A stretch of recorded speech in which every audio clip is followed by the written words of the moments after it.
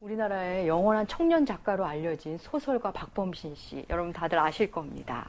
소설가 박범신 씨는 부부가 인생을 함께하며 세 단계를 겪는다고 그의 수필집에서 말하는 것을 제가 읽은 바 있습니다. 첫 번째는 낭만주의 단계랍니다. 여러분 다 눈치채시겠지만 신혼의 단계입니다. 티격태격 싸우더라도 다시 달콤함으로 들어갈 수 있는 낭만주의 단계. 이어지는 두 번째 단계는 리얼리즘의 단계입니다. 이 단계는 부부가 시댁 문제로, 친정 문제로, 자녀 교육 문제로, 직장 문제, 여러 가지 현실적인 문제로 서로 상처도 주고 고통도 받는 시기입니다. 아마도 제일 긴 기간을 보내지 않을까 싶습니다. 그리고 세 번째 단계는 휴머니즘 단계입니다. 이제는 서로에 대해서 알 것을 다 알기 때문에 그냥 이제는 다 수용의 단계가 된 그런 시기입니다. 그래서 함께 죽음을 준비하는 그런 단계. 박범신 씨는 그 에세이를 통해서 자신은 이제 그 단계에 접어들었다 이렇게 말합니다. 박범신 씨는 자신이 중간 단계였을 때, 리얼리즘의 단계였을 때는 매일매일 집을 나가고 싶었다고 합니다. 가장 긴 단계를 그렇게 고통스럽게 보냈음을 스스로 말하고 있습니다. 같은 대상이지만 만나다 보면 새로운 국면을 맞이하는 관계. 어디 부부뿐이겠습니까? 친구도 그렇고 일도 그렇습니다. 같은 대상인데 만나다 보니 새로운 관계로 다시 만나게 됩니다. 창조주 하나님과 피조물 우리와의 관계 역시 그러합니다. 오늘은 하나님과 아브라함의 만남을 통해 우리에게 주시는 말씀을 살펴보는 시간을 갖겠습니다.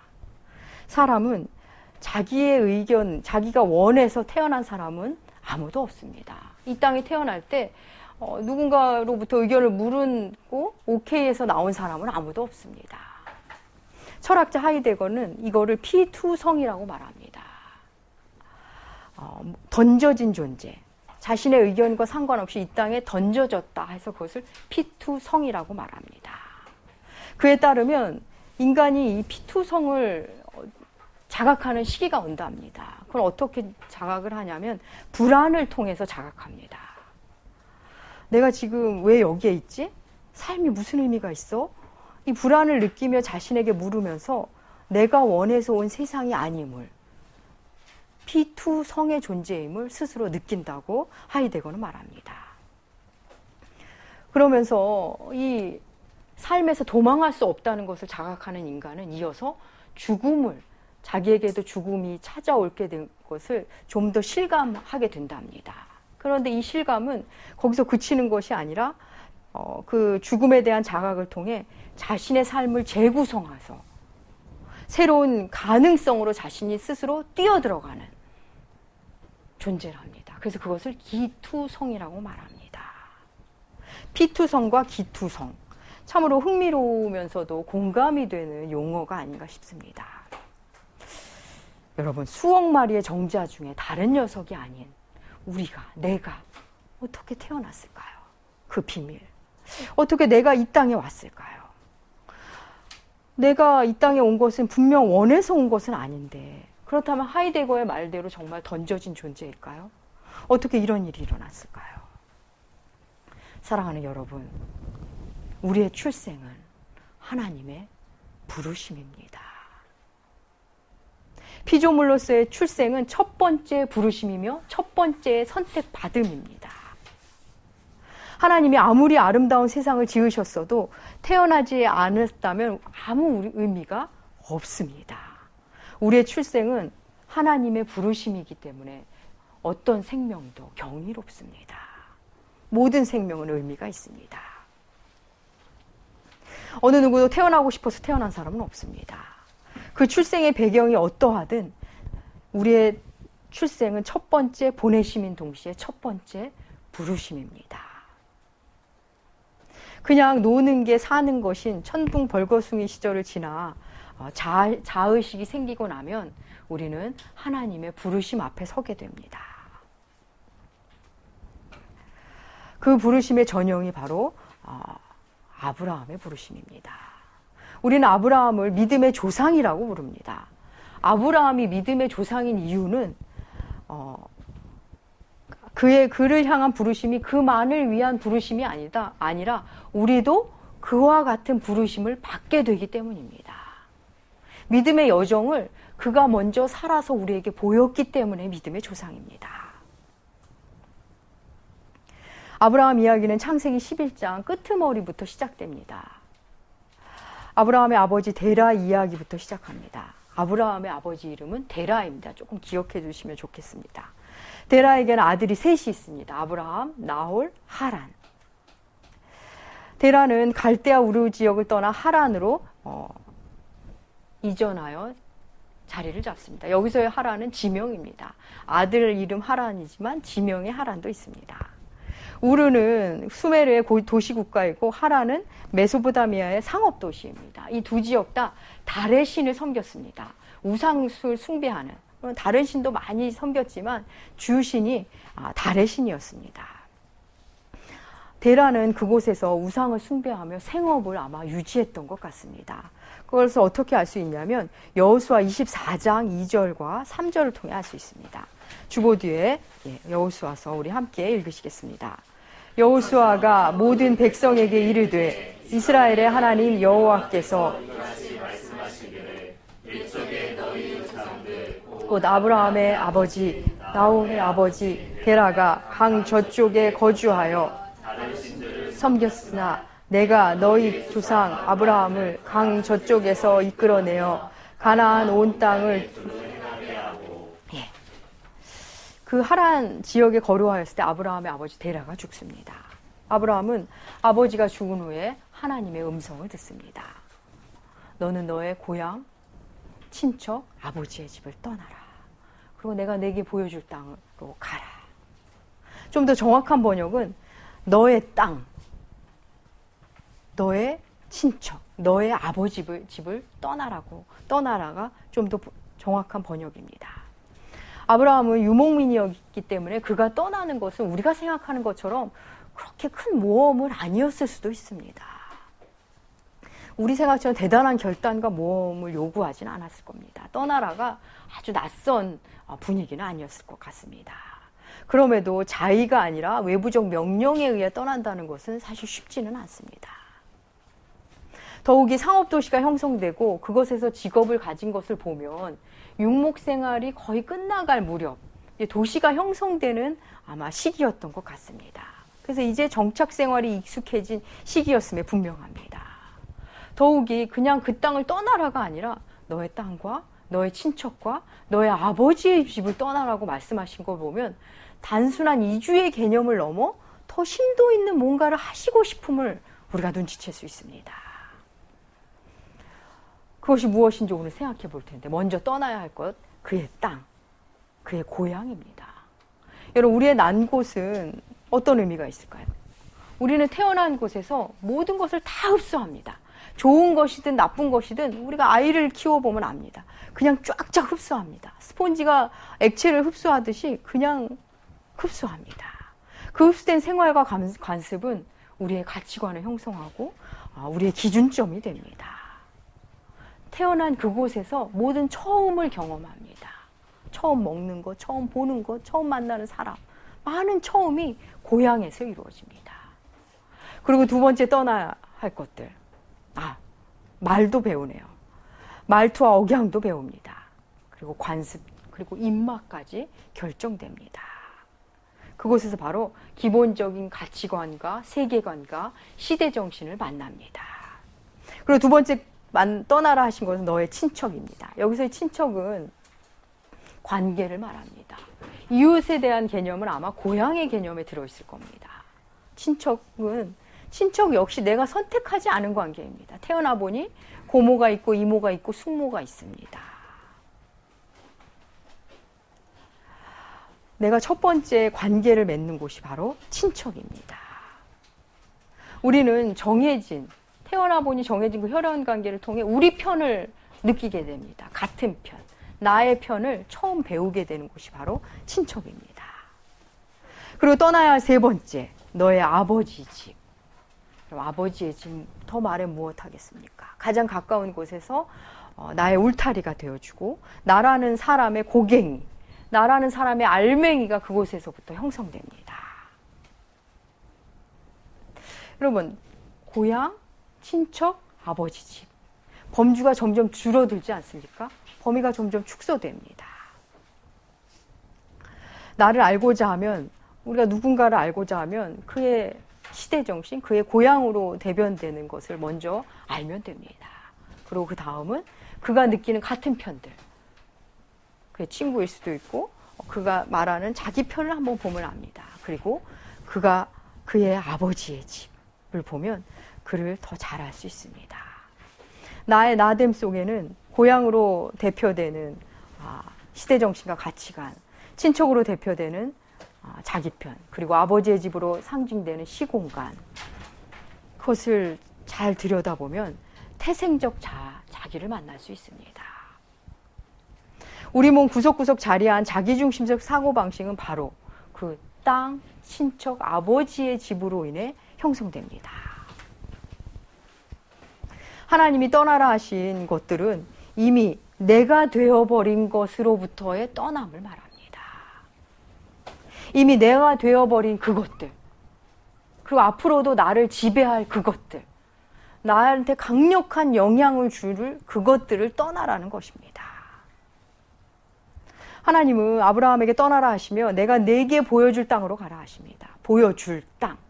그 땅이 어떤 땅인지 아직 알 수가 없습니다. 보지도 못하고 설명조차 들어보지 못하는 땅을 향해 그는 가야 합니다. 어떤 땅인지 모르지만 지금 있는 이 땅을 떠나야만 만날 수 있는 땅입니다.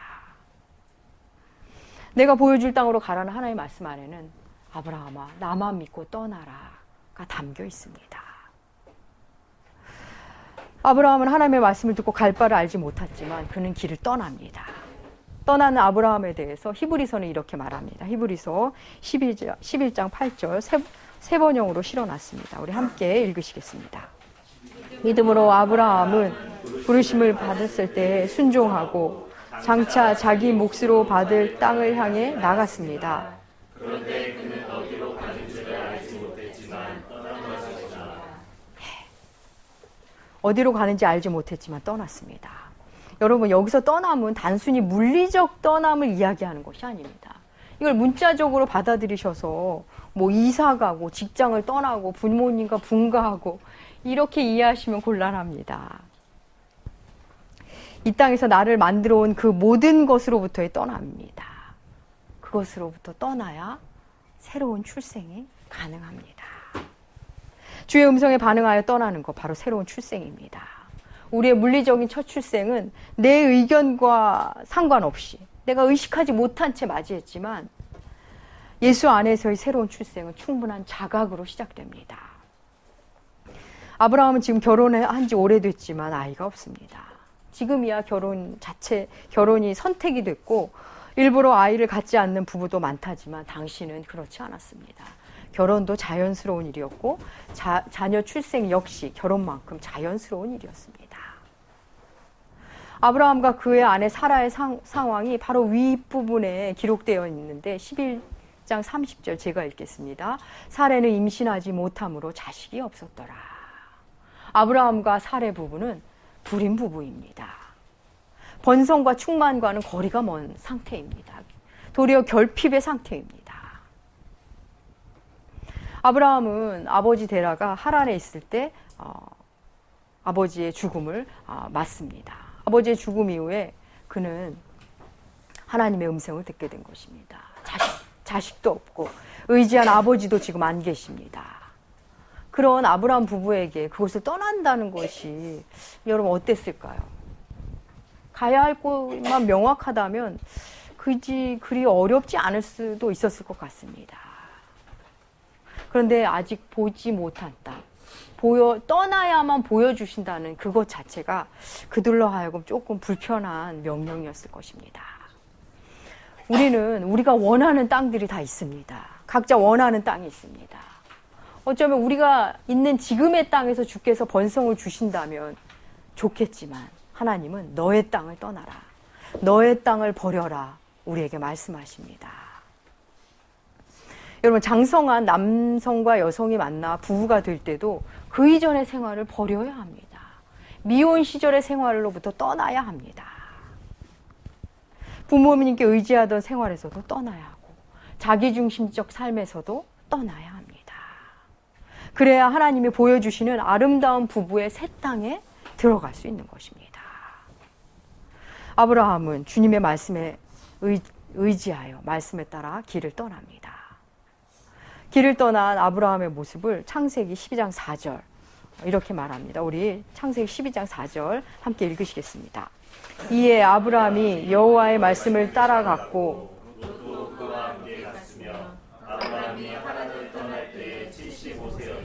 예, 75세 나이에 익숙한 곳으로부터 나옵니다. 하란을 떠나는 것만으로 이미 그 땅을 떠나고 아버지의 집을 떠나게 된 것이 맞습니다. 그런데 롯을 데리고 떠납니다. 롯을 데리고 떠남으로 친척을 떠나지 못한 셈이 됩니다. 롯은 아브라함의 형 하란의 아들입니다. 하란은 일찍 아버지보다 먼저 죽음을 맞이했습니다. 롯은 아버지가 없고 아브라함은 자녀가 없습니다. 그 둘이 함께 이렇게 길을 떠나는 게 우리 시선으로 보면 아무 문제가 없습니다. 하지만 하나님께서 친척도 떠나라고 하셨습니다. 아브라함을 어쩌면 자녀도 없고 늘 함께하던 롯과 함께 가는 것이 어쩌면 하나님이 기뻐하실 거라 생각했을지도 모릅니다. 아니면 내가 하란도 떠나고 아버지의 집도 떠나는데 롯 하나 데려간다고 해서 크게 뭐라 하실까? 라고 생각했을 수도 있습니다. 하지만 시간이 흐르면 아브라함은 바로 이 롯 때문에 많은 어려움을 겪습니다. 전쟁도 치러야 하고 마음고생도 하게 됩니다. 이 롯은 소돔과 고모라에 거주하면서 그 악을 배워서 나옵니다. 그래서 롯의 두 딸이 낳은 아들이 하나님의 백성을 계속 괴롭히는 모압과 암몬의 조상이 됩니다. 그렇습니다. 우리는 하나님 앞에 순종함에 있어서 큰 흐름을 주께 순종했다고 그 안에 작은 것들을 쉽게 버리곤 합니다. 큰 흐름 안에 있으니까 그 안에서 하나님 보시기에 조금 어긋나지 않는 것, 아니 사람 보기에 어긋나지 않는 것, 그래서 당장 옳게 보이는 것, 그것을 잡을 때가 있습니다. 그런데 그것으로 인해 결국은 먼 길을 돌아가게 됩니다. 물론 하나님은 합력하여 선을 이루기 때문에 우리의 오판마저도 하나님이 우리의 성숙을 이뤄내십니다. 하지만 겪지 않아도 될 고통을 겪고 돌아가지 않아도 될 길을 돌아가게 됩니다. 하나님의 말씀으로 하나님께서 말씀으로 들려주실 때 떠나야 할 가치관, 세계관, 과거의 사건들 떠나야 합니다. 우리는 이 본문을 들으면서 여러분 너무나 유명한 본문 아닙니까? 아브라함은 믿음이 좋아서 떠났지 저는 그렇게 믿음이 좋지 않아서 떠나지 못합니다. 아직은 저에게 해당이 없어요. 라고 말하는 분도 있으실 것입니다. 물론 아브라함은 믿음으로 그 길을 떠났습니다. 하지만 그의 믿음이 처음부터 견고하고 탄탄했던 것이 아닙니다. 우리의 믿음이라는 것 역시 믿어서 떠날 때도 있지만 믿음이 부족하지만 떠날 때 믿음이 견고해지곤 합니다. 떠나면서 믿음이 생기곤 합니다. 사실 현대사회 속에서 우리를 부르는 것들이 얼마나 많은지 모릅니다. 편안함이 우리를 부르고 있고 안정이 우리를 부르고 있고 부요함이 우리를 부릅니다. 그런데 우리는 놀랍게도 그럴 때는 본능적으로 믿음이 발동을 합니다. 그래서 너무나 과감하게 버리고 떠납니다. 매일매일 삶에서도 그럽니다. 한번 소소한 예를 한번 들어볼까요? 학생들도 공부하려고 책상에 앉으면 스마트폰이 나를 자꾸 부르는 것 같습니다. 과감하게 스마트폰의 부름에 반응합니다. 스마트폰이 영어와 수학, 책상을 떠나 나에게로 오라 말하는 것 같습니다. 또 어른들의 세계는 드라마, 빌립보서를 좀 읽으려고 하면 드라마가 나를 부르는 것 같습니다. 앞으로 어떻게 될지 보여주겠다는 것 같습니다. 우리의 일상 속에 이 세상으로부터의 부름은 참으로 많고 이에 대해서 우리는 많은 믿음을 갖고 반응합니다. 서슴없이 떠납니다. 그런 세상의 부름 앞에 우리는 적극적으로 반응합니다. 사랑하는 여러분, 그 떠남의 즉각성을 이제는 하나님의 말씀 앞에서 하실 차례입니다. 충만과 번영과는 거리가 먼 아브라함을 부르시면서 하나님이 약속하시는 것이 있는데 그걸 한마디로 말하면 바로 복입니다. 하나님은 그에게 복을 말씀하십니다. 12장 2절과 3절, 별로 길지 않은 구절인데 이곳에서 복이라는 단어가 무려 5번이나 등장합니다. 복은 히브리어 바라크를 우리말로 번역한 단어인데 이 말은 본디 생산력, 번식력을 뜻하는 단어입니다. 하나님이 주신 복은 완제품, 완성품이 아니라 가능성임을, 잠재력임을 암시하는 단어입니다. 이 복에 대해서는 우리가 다음 주에 좀 더 구체적으로 살펴보도록 하겠습니다. 우리의 출생, 피조물로서의 탄생이 첫 번째 부르심임을 말씀드렸습니다. 그리고 생각해보면 우리 약간 혼란스럽습니다. 아브라함 역시 그가 태어난 곳, 그의 친척, 그의 아버지의 집 역시 누가 주신 거죠? 하나님의 보내심이었고 하나님의 부르심으로 그곳에 태어났습니다. 그런데 그곳에서 이제 나오라고 부르십니다. 그곳을 떠나라 불러내십니다.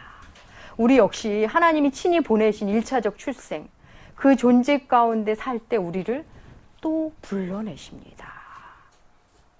주의 섭리 가운데 때가 되면 새로운 존재로 불러내십니다. 우리가 어느 민족으로 태어났던, 어떤 성별로 태어났건, 어떤 마을, 어떤 가정에 태어났던 그 후에 다른 부르심이 있습니다. 예수 안에서 그리스도인으로서의 부르심입니다. 그런데 이 부르심은 그 이전의 나의 모든 배경을 뚫고도 남는 그런 변화로의 부르심입니다.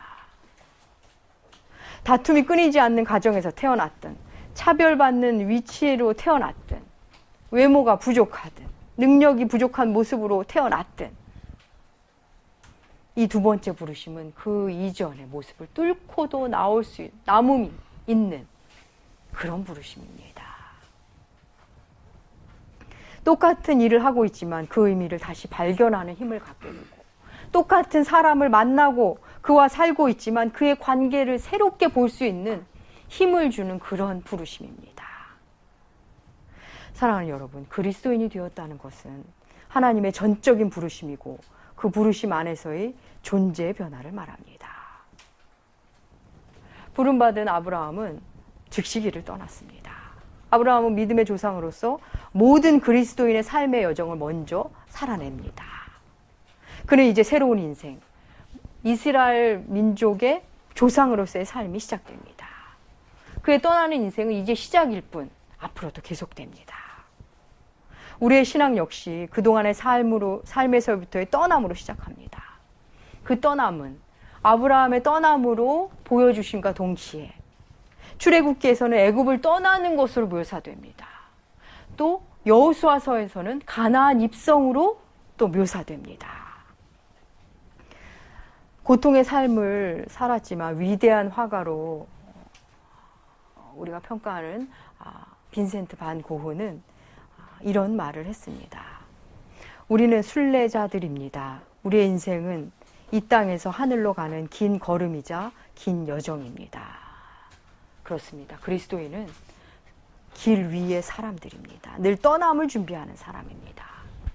기독 실존주의자로 알려진 철학자 가브리엘 마르셀은 인간을 호모 비아토르라고 정의했습니다.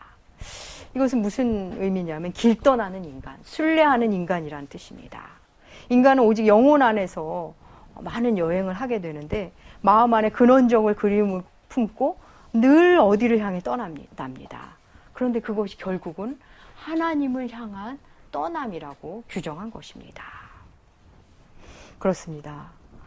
우리의 모든 떠남은 언제나 새로운 출생이며 우리의 모든 떠남은 하나님을 향합니다. 우리는 이 땅에서 떠남을 연습합니다. 이 떠남을 연습한 자만이 하나님께서 우리를 부르시는 그날, 하나님께서 부르시는 그 종말의 날 어렵지 않게 이 땅을 떠나는 사람이 됩니다. 사랑하는 여러분, 우리가 그렇게 애정을 가진 나의 난 곳, 나의 친척, 나의 아버지 집, 이 땅의 세계관, 가치관, 상처, 분노, 과거들 떠나십시다. 그것이 때로는 부요함에서 떠나는 것일 수도 있고 게으름과 식상함에서 떠나는 것일 수도 있습니다. 또한 선입관, 고정관념, 내가 만들어 놓은 성에서 떠나야 할 때도 있습니다.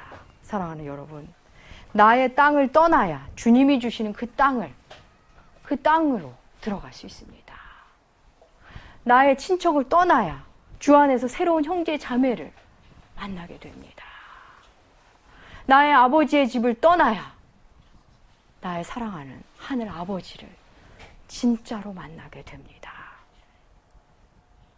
사랑하는 나무교회 교우 여러분, 주의 부르심 앞에 하나둘 떠남으로, 매일매일 떠남으로 십자가의 예수를 향한 그 행보를 쉬지 않으시는 여러분들 되시길 축복합니다. 기도하겠습니다. 하나님 아버지 감사합니다. 우리를 부르시고 보내시되 늘 함께 해주심에 감사드립니다. 우리로 주의 음성에 민감하게 반응하게 하시고 주의 말씀에 온전히 순종할 수 있도록 인도하여 주시옵소서. 떠남을 연습함으로 이 땅에서 잘 떠날 수 있도록 도와주시옵소서. 감사드리며 존귀하신 예수님의 이름으로 기도합니다.